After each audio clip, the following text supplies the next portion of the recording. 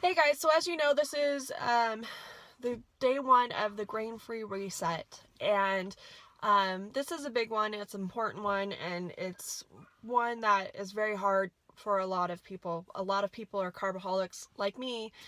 I used to be one, still am, still struggle with it, but it's the one thing in my journey that I didn't know I had until I started really focusing on my hormones and correcting those to get fit. Um, and when I did this reset, it was very eye-opening, just the way I felt and the kind of, energy I had. And, immediately my belly started flattening for the first time since I was a young adult, since before I had kids, which to me was huge. I've always had a pooch since I started having kids, and for the first time that pooch is going away. And the moment I start eating wheat and grain again, it comes back. So it's kind of crazy, but that's why I wanted to do a video for this particular subject, especially since there's a lot of media out there about gluten and grain. The reason why gluten and grain affect your hormones is it affects your thyroid. It slows down your thyroid if you eat too much gluten and grains. And of course, your thyroid is directly related to your metabolism, and slowing down your metabolism causes you to be lethargic, causes you to not be able to lose weight, all those good things that come with it. And if your thyroid is constantly being bogged down, it'll eventually burn out. And then that's when you start dealing with thyroid disease and having to go on medication. So, for me, having a mom and grandma who had thyroid issues, this was a definite eye opener for me. So, I'm going to go over some symptoms with you of gluten and wheat intolerance, and go over some alternatives for you guys to use for the next 3 days. And then, of course, if you have any questions, please don't hesitate to ask me.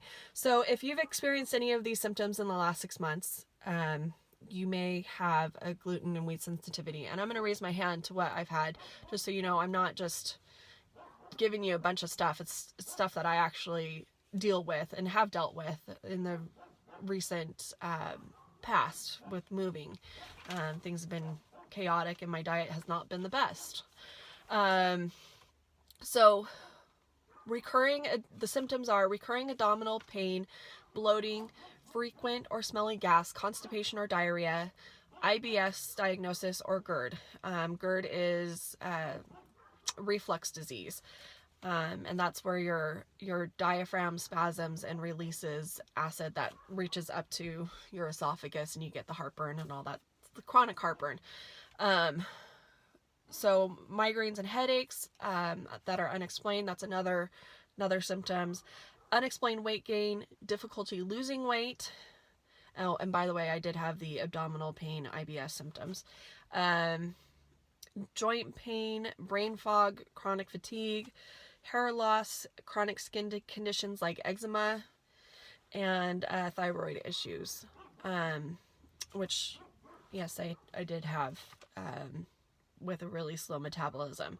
So what you're going to do for the next 3 days is avoid all flour, wheat, anything that has to do with grain, oats, and just see how your body does. See if you notice a change in your belly. If you do have any kind of sensitivity with this, you will notice in the next 3 days. For me, it was a crazy awakening, the difference I saw. And since doing this, I have been able to find foods that do have those things in it that I can eat. Like I can have flour tortillas, and I can have corn tortillas, and wheat tortillas, and I think that's because it's not leavened wheat. But and I say that because I'm not about elimination. I don't believe in elimination diets. But there are certain foods that affect your hormones and affect your body that you need to be aware of and work on controlling and minimizing. So here are some good alternatives. Baked sweet potatoes are good. Coconut flour is good. That won't affect your thyroid. Lettuce wraps instead of buns or bread is always good. They also have veggie crackers, which are good. So you want to avoid anything that has grain or anything that says gluten-free, because those still will have certain starch and flour products in them, preservatives that contain wheat, and